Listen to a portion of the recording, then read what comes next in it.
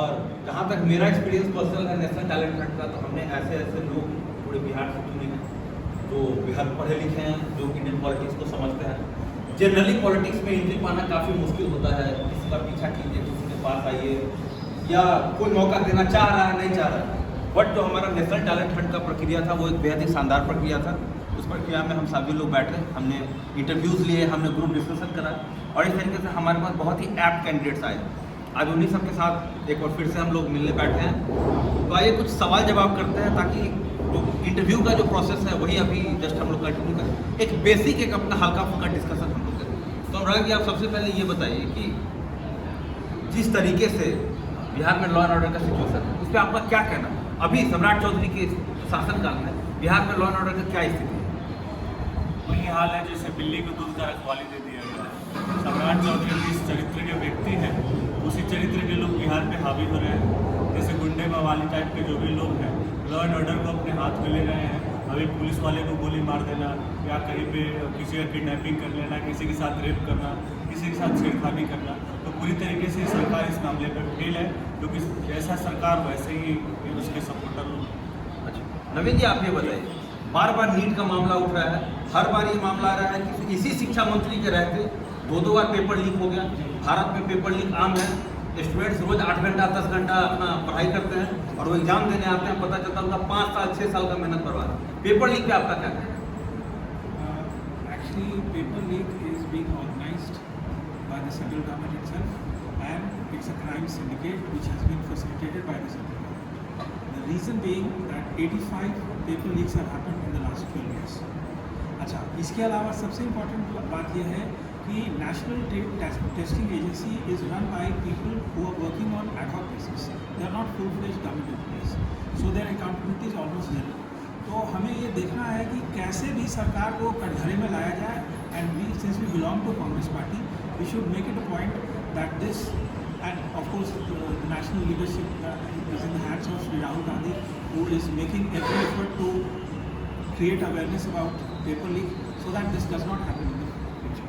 बहुत शानदार। मैं उम्मीद करता हूँ सभी लोग 30 से 40 सेकंड से अपने आंसर एक बाइट मोड में अपना आंसर दे चलेंगे। मंकेश जी, आप ये बताइए, हम भारत में देखते हैं एक आदमी अपने केस के रिगार्डिंग 10 साल 15 साल जुडिशरी में जा रहा है, अपना झोला ढोते रहता है, वकील को पैसा देते रहता है। आखिर आपको क्या लगता है कैसे बिहार में या पूरे हिंदुस्तान में जुडिशरी को ठीक किया जाए? देखिए, जुडिशरी में एक बहुत बड़ी समस्या है, जजों की नियुक्ति टाइमली नहीं हो रही है। लगभग 1/3 इससे ज़्यादा जज के जो पोस्ट हैं वो खाली पड़े हुए। पटना हाईकोर्ट में 51 की वैकेंसी 37-36 रहती थी, इस बार बहुत दिन बाद एक 44 आया। उसके अलावा जो हमारी प्रक्रिया है उसमें जो नियम है, जो फॉर्मेलिटीज़ हैं, उनको हम स्किप नहीं कर सकते। इसलिए हमारा जो जुडिशरी सिस्टम अभी बहुत पुराने ढंग ढर्रे पर चल रहा है कि एक भी निर्दोष को सज़ा नहीं हो, भले 100 छूट जाए वगैरह वगैरह, सो मेनी फॉर्मेलिटी। पुलिस का भी रोल है, पुलिस भी जांच में देरी लगाती है, झूठी जांच करती है। जब वो अदालत में आए तो पता चला कि पूरी जांच झूठी है, फिर से चलता है, इसलिए ये समस्या है। ठीक। सत्यम जी, हम लोग बिहार में रहते हैं, बिहार के बारे में ये बहुत ही झूठा कहा जाता है कि बिहार का रोड वैसा है या पूरे ही बिहार में रोड ठीक है, जबकि आप जानते हैं बिहार में अर्बनाइजेशन 12% है, 88% रोड एरिया इसका रूरल इलाका है। बिहार के रोड्स के बारे में आपका क्या कहना है, खासकर जो ग्रामीण क्षेत्रों के रोड? सबसे पहले आप ये बताओ कहाँ से है, वहाँ का रोड ठीक है? जैसे जहानाबाद जिला से बहुत छोटे गांव से आता हूँ। ऐसे तो हमारे जो रोड की स्थिति है, खास करके मेन सिटी का जो रोड है, सभी जगह का, मैं पटना में भी गया हूँ, गया में भी रहा हूँ, जहानाबाद में मेरा घर ही है। लोकल सिटी का जो सिटी का मेन लोकल रोड है, उसका हालत लगभग 20 सालों से वही है जो आज भी था, आज भी है, और जो 20 साल पहले था वो भी आज भी है। इसका कारण मुख्य जो विधायकगण हैं, सांसदगण हैं, जो टेंडर, जो उनके खास जो पॉकेट में, जिनको पॉकेट मैन कहा जा सकता है, उन्हीं को मिलता है। कोई रकम पैसा पहुंचाने पे मिलती है, जितना कमीशन। ठीक है, सबसे दूसरा आप एक चीज़ बताइए, आप सोशल मीडिया से भी रहे हैं, मुझे ये बताइए कि एक टाइम में अपने इंडियन मीडिया का बहुत तारीफ किया जाता था कि वो सरकार से सवाल पूछ रही है। आखिर अभी के टाइम आप क्या लगता है, आपको भारत में भारतीय मीडिया कैसे काम करे? क्या वो विपक्ष का मुद्दा उठा रही है? नहीं, बिल्कुल नहीं। विपक्ष का मुद्दा तो कोई मीडिया भी नहीं उठा पा रहा है। यदि आप एक दो अखबार, इंडियन एक्सप्रेस, द हिंदू, हम 2-3 साल पहले इंडियन एक्सप्रेस, द हिंदू थोड़ा हम लोग मानते थे कि ये बचा हुआ है, लेकिन अभी इंडियन एक्सप्रेस को मैं लगातार फॉलो कर रहा हूँ, उस पर भी दबाव आ गया है ना, स्थिति वो भी डिफिसिट में जा रहा है, इंडियन एक्सप्रेस तक डिफिसिट, और उसका खमियाजा ये हो रहा है कि बंगाल की खबर और कलकत्ता की खबर को हेडलाइन बना के फ्रंट पेज पे मेन खबर बनाया जा रहा है। तो ये बताता है कि इंडियन एक्सप्रेस जैसा ग्रुप कितने दबाव में है। तो पूरी मीडिया, देश की पूरी मीडिया, मेन स्ट्रीम मीडिया पूरी तरह दबाव में है, सरकार के दबाव में है, गोदी मीडिया या जो आप कह लीजिए। मेनका जी आप बताइए, आप खुद भी जर्नलिस्ट रही हैं, मुझे ये बताइए कि अभी बिहार में वीमेन का क्या सिचुएशन है। सब लोग कहते हैं कि उस टाइम ऐसा था कि महिलाएं 6 बजे के बाद नहीं निकल पाती थी। आपको क्या लगता है अभी बिहार में महिलाएं पूरी सेफ हैं, महिलाओं को नौकरी बहुत अच्छे से मिल पा रही हैं, या महिलाएं अपने वर्क प्लेस में भी पूरी सेफ हैं? आपका इन जब वीमेन के बारे में जो आपका रिप्रेजेंटेशन है वो क्या कहता है, क्या महिलाओं के लिए जो परिस्थितियाँ बिल्कुल अनुकूल?